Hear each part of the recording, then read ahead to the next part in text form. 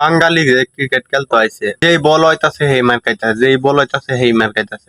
আইছে মুস্তাফিজ দিছে 13 রানে হবারে, তানজিন সাকিব লইছে আজগো, তানজিন সাকিব দিছে হবারে 9 রান, আইছে তাসকিন দিছে হবারে 15 রান। কিতা করবো?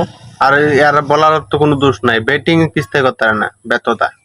লিটন কুমার দাস, টন্টন দাস এগুলা দেখি যে 8 বলে 1 রান করছেন, এরপরে কোনো ভাই গুতায় গাতে কয়েকটা রান বাহা হচ্ছে, একবারে বটের মতো খেলছে, একবার খেলা পারেই না। শান্ত শান্ত হইলা বালাই খেলতাছিল, এরপর আবার দেখি যে খেলায় হয়েছে উইকেট গেছে কি তোর রিশাদ রেজাল্ট আগে, বাট বলারের দিছে আগে খেলতো। এক ম্যাচে কালে বদরে বালা করছে, এখন হতি নেহে বালা করে খেলবো খেলো আন্টি।